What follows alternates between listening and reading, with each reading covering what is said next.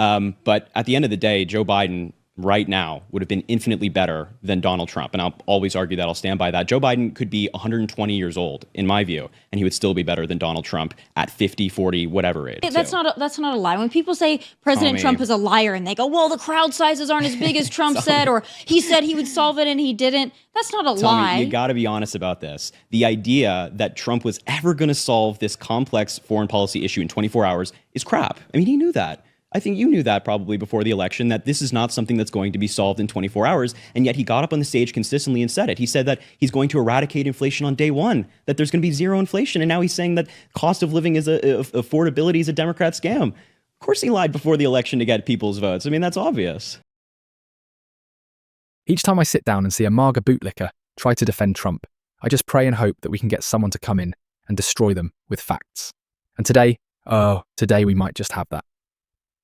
Harry Sisson went on Tomi Lahren's show.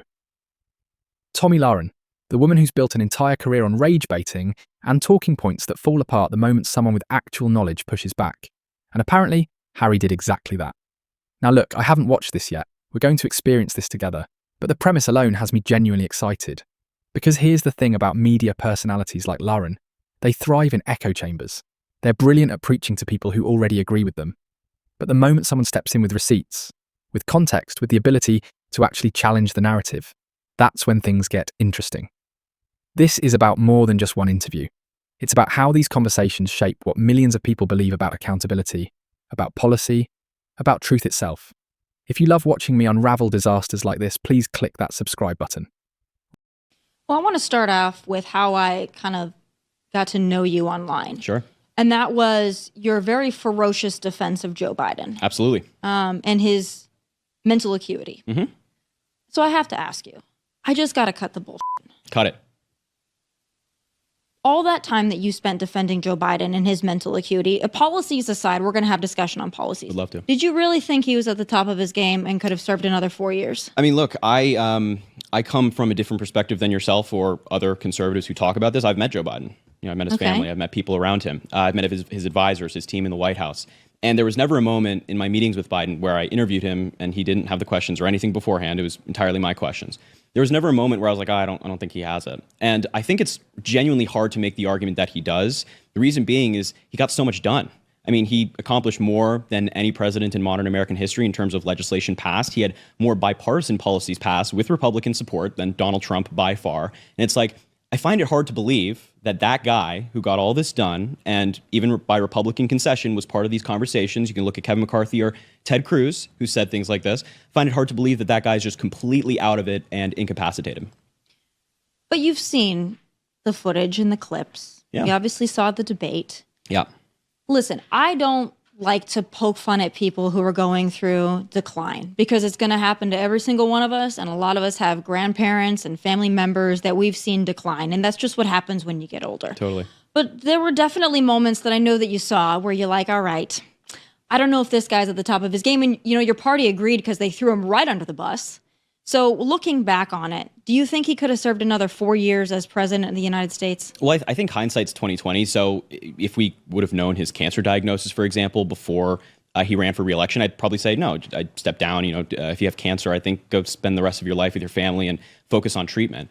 But at the end of the day, Joe Biden right now would have been infinitely better than Donald Trump. And I'll always argue that. I'll stand by that. Joe Biden could be 120 years old, in my view, and he would still be better than Donald Trump at 50, 40, whatever age. Why do you think then that A, your party threw him under the bus, and B, why did Kamala not win?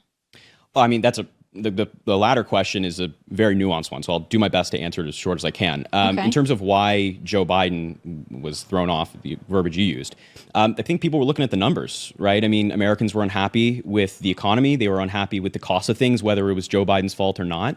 They did think that Joe Biden was too old to be president, and I think Joe Biden looked at the numbers. We have reporting on that. His team looked at the numbers. The party looked at the numbers and said, I don't think this is a path we should go on. Now, in terms of Kamala Harris, I just think it was a tough election for Democrats. Again, the inflation, the costs, and whatever it might be, that was not Joe Biden's fault. I mean, countries around the world were experiencing high prices, high inflation. We had the best recovery among G7 nations, which are very developed economies. It's not us and Joe Biden in there raising prices artificially. It was just the nature of coming out of the COVID pandemic. And I think that was a really hard thing to overcome, hard thing to explain to the American people. And Donald Trump is a liar. So he said, I mean, of course he is. I mean, no, come on. Of course he is. I mean, the Ukraine, he said, I'm going to solve the Ukraine war in 24 hours. It's not a lie.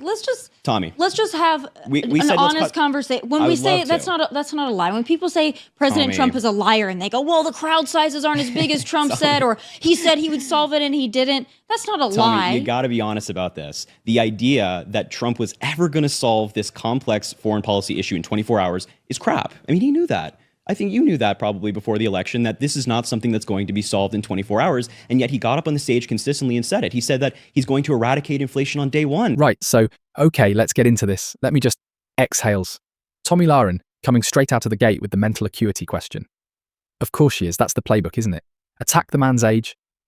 Attack his sharpness. Completely ignore what he actually accomplished whilst in office. And here's the thing that gets me. Harry Sisson handled this beautifully. He didn't take the bait. He said, I've met the man, I've spoken with him directly. No scripted questions. And what did Biden actually do? More bipartisan legislation than Trump managed in 4 years. Infrastructure bill, CHIPS Act, climate legislation that was genuinely historic. But no, let's talk about debate performances instead. Pauses? And can we address the absolute audacity of someone on the MAGA side questioning anyone's mental fitness?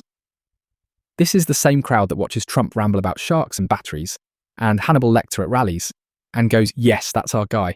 That's presidential material. The double standard it's breathtaking, honestly. What Sisson did there was masterful. He acknowledged the political reality whilst refusing to accept the premise that Biden was somehow incapable, because the record speaks for itself. You don't pass that volume of legislation by accident. You don't get Kevin McCarthy and Ted Cruz admitting you were actively engaged in negotiations if you're supposedly not there. This is what they do. They create a narrative, repeat it endlessly, and hope nobody checks the receipts. And when someone actually pushes back with facts, watch them pivot immediately. That there's going to be zero inflation, and now he's saying that cost of living affordability is a Democrat scam. Of course he lied before the election to get people's votes. I mean, that's obvious. Well, I disagree with you on that point. Okay. But, and again, when you say an exaggeration and a lie, to me, those are very different things. But I want to dig in a little bit to the border. Sure. Do you think Democrats messed up a little bit on that one? Do you think opening it up for 4 years for 20 million people to come into this country, largely unvetted, do you think that was a mistake? We'll have a lot to say about that. Can you, first and foremost, just so we're on the same page, like, what are you citing that Joe Biden did that opened the border? Well, I mean, not enforcing it, for one. How do you, Really? Do you dispute that millions of people came across that border under Joe Biden? Oh, no, I'm asking, like, you're saying that Joe Biden opened the border for 4 years. So I'm asking, what did Joe Biden do to open the border? Not enforce it. So I mean, that's so opening it. Joe Biden didn't deport people or anything? Well, they did have a moratorium on deportations. They told ICE to stand down. For 100 days, and then it expired. You're telling me, Harry, you're telling me we didn't have millions of people come across the border during the Biden administration? I have not made a claim on that whatsoever. I'm asking you simply, what did Biden do that opened the border? And I don't think you can say he didn't enforce things because people were deported. Biden rejected a higher percentage of people at the border in his first 2 years of office than Donald Trump did. Well, that was because of Title 42 and COVID. So, I mean, but Title 42 also expired. He still rejected people at a higher rate. So you're telling me that we didn't have millions of people come across that southern border? I have not made a... I'm going to dig into that in just a moment. I'm asking you, what did Biden do to open the border? Not enforce the border. But what, Okay, I'll tell you what. Well, I can tell you. When you have thousands of people who came across the border and were released into this country on parole, they called it parole, right? Or you use an app and you just fly them in here. You put them on temporary protected status that was supposed to expire, but now Democrats are like, can't expire even though it's protected. When you allow millions of people to come into this country, that's opening the border. So what you're describing is legal immigration, though. No, it's not. So if you're going through the CBP1 app, which Donald Trump has gotten rid of, of course, stupidly, that would be the Democrats' understanding of what legal immigration is. But no, it's not Democrat understanding or Republican understanding. If you apply for asylum and you're let into the country pending a court date, you are legally here, whether you're under Republican or Democrat. That's what asylum is. Yeah. First of all, you claim asylum at a port of entry. You don't come across illegally and then go, I'm here to claim asylum. Well, it's not how it works. It's a little bit more nuanced than that. No, it's not a little bit more nuanced than that. The law says differently. I mean, it is more nuanced. So, for example, like Gilmar Abrego Garcia, when he was in the United States, or still is, and Donald Trump was trying to get him out of the country for no good reason. For no good reason, Harry. Yeah, I'm happy to talk about that as well. But he was applying for asylum while in the United States. So asylum is not just something you say at the border. It's a little bit more complex than that, as the law usually is. It's never just black and white. There's a gray area always. But just to be clear, everything you just said about people flying in on temporary protected status or using the app or claiming at ports of entry, claiming asylum is all legal. So the overwhelming majority of people who came in under Biden were legal immigrants. And if you have a problem with that, change the law. Matter of fact, Joe Biden tried. Right, the immigration bill he introduced in his last year of office sought to redefine asylum, making it a higher bar to claim asylum at the border. It also wanted to hire more immigration judges. The problem with asylum right now is that when people come in, it can be 8 years till they get in front of a judge to have their trial. Yeah.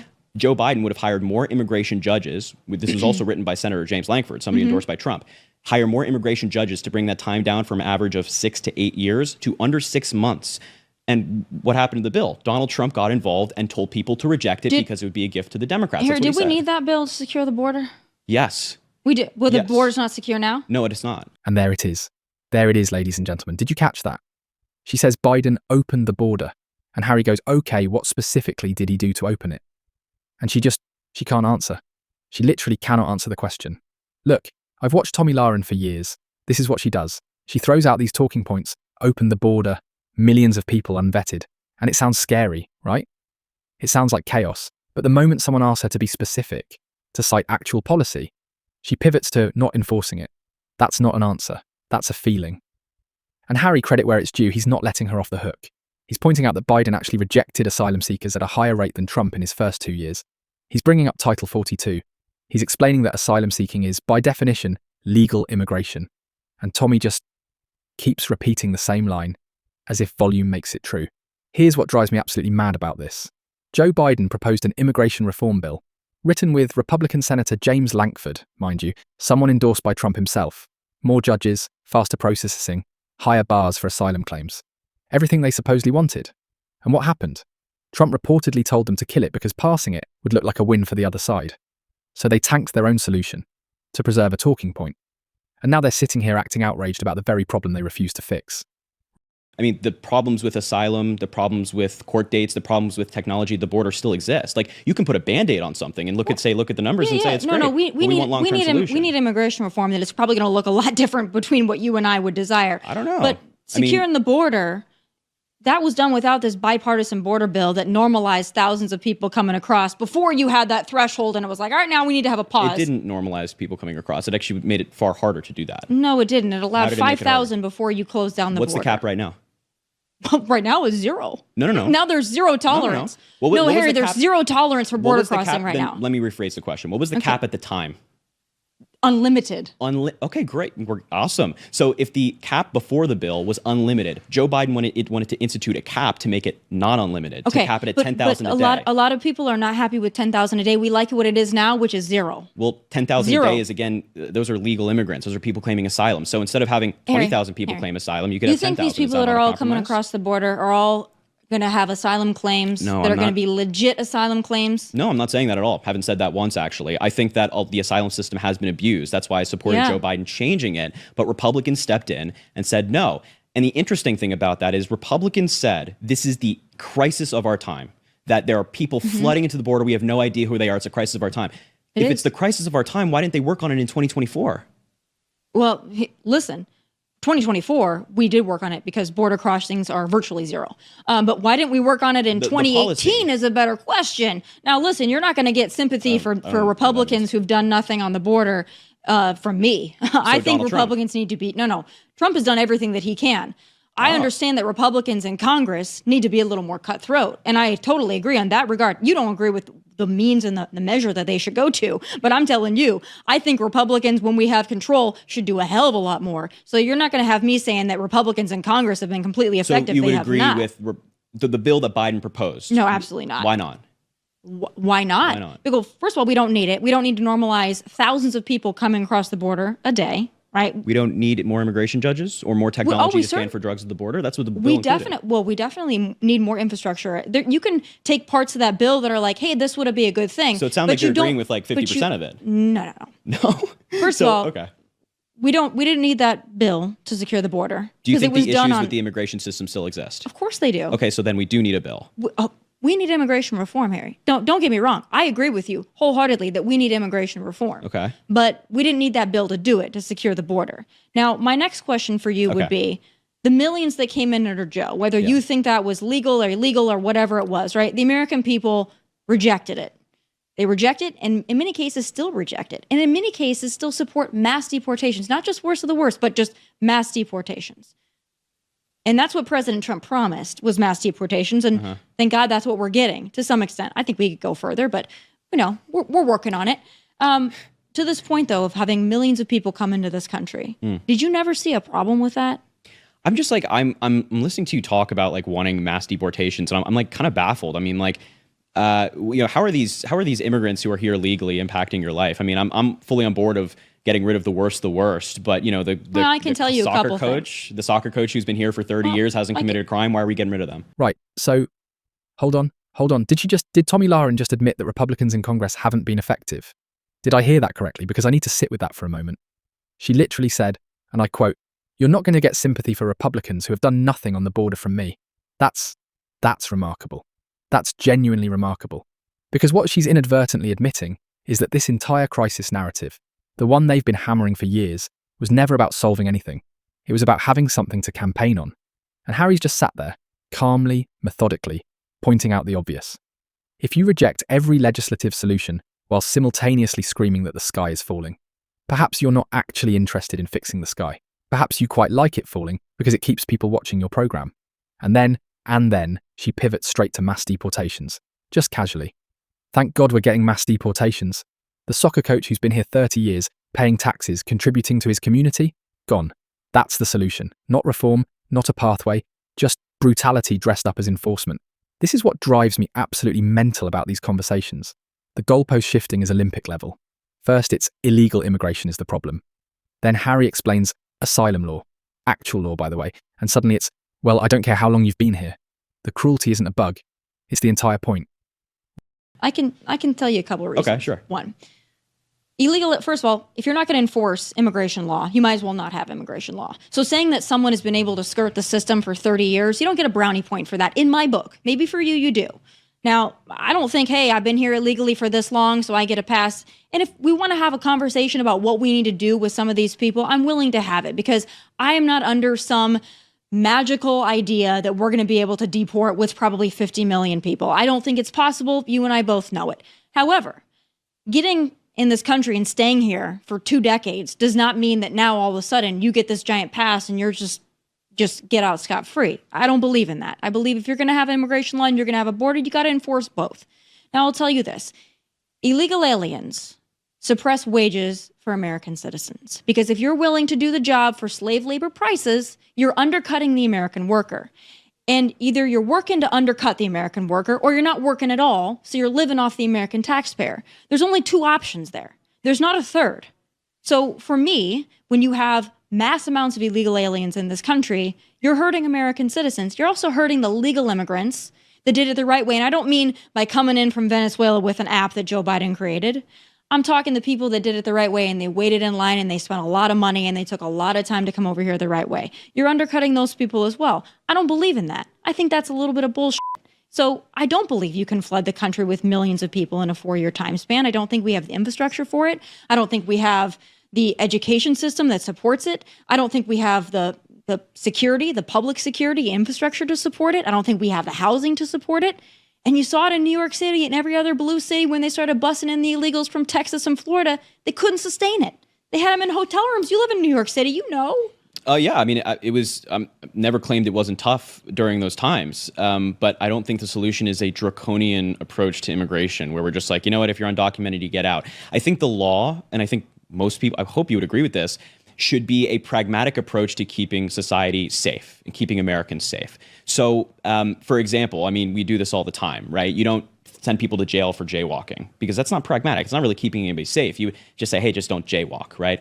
Similarly, with an undocumented immigrant who's been here for 30 years, is giving back to their community, is paying their taxes, and they can through their ITIN, why would we kick them out? They're only benefiting America. They're giving back. I mean, isn't that the kind of person we want in the United States? And on the point of wages being depressed, there's a lot of data on the contrary. There was a review, a study by the California Public Policy Institute that found the opposite, that in the overwhelming majority of cases, wages are not depressed. And if there is somebody out there saying, oh, I'm going to pay undocumented immigrants less than they are owed via like minimum wage laws or something, they get prosecuted, and they should be prosecuted. Well, they get paid under the table because they're not here. They're not working legally. If you're an illegal alien, you're not working legally. Yeah, I mean, as I just said, like in that instance of like somebody depressing wages, saying I'm going to pay you under the table or however much less than minimum wage, they should get prosecuted, and they do. Across the country, but the illegal alien, they play no role in that? No, I mean, what role do you think that they play? Well, being here legally, for one. I mean, I guess they play the role of being here undocumented for sure, but I think a lot of these people are not breaking the law. They're good folks who just want a better life for them and their families. That's what you want. That's what I want. That's what we all want for ourselves. So I think we should have a compassionate yet pragmatic approach to immigration, which would infinitely make this country better. We're a country of immigrants. That's our founding. And when we look at the data of if we just deported everybody, you'd lose billions of dollars in economic output, GDP points would decrease. It makes no sense. And on the topic of like infrastructure and farming, undocumented immigrants across the country play a significant role in these industries. And Why do you think? They're easy industries to get into. Or is it because they will work for less? I mean, I'm sure that there are instances of where, again, there are people who are paying under the table, they're paying less, and they shouldn't be doing that. But these are easy industries to get into. You don't need a college degree to go build construction or work farming. So it's an easy industry for a lot of people to get into. That's why. So if folks are working in those industries and we deport them, then less houses are going to get built. Your oranges, your fruits to your table are not going to be on time. They're going to be more expensive. Right. Okay, so that's the whole thing then. That's the conversation. And look, I've got to be honest with you lot. Harry Sisson absolutely dismantled every single talking point she threw at him. Every single one. And here's what gets me, right? Throughout this entire exchange, Tomi couldn't actually answer his basic question. What did Biden do to open the border? She couldn't say it. Because there isn't an answer. There's rhetoric, there's vibes, there's, well, millions came across. But when pressed on actual policy, nothing. Silence. And that's the difference, isn't it? That's the fundamental difference between these two approaches to politics. One side deals in legislation, in actual law, in pragmatic solutions. Biden proposed immigration reform, bipartisan, written with a Trump-endorsed senator. And what happened? Trump himself torpedoed it because solving the problem would have been a gift to the Democrats. His words, his actual words. So when you hear MAGA figures banging on about the border crisis being the defining issue of our time, ask yourself why they blocked the solution. Ask yourself why they'd rather have the talking point than the fix. And that's what Harry exposed here, brilliantly, calmly, with receipts.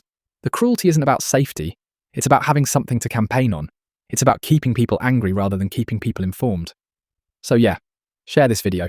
Let me know in the comments if I'm losing my mind here. Because I genuinely don't understand how anyone watches this exchange and walks away thinking Tomi won anything. Anything at all.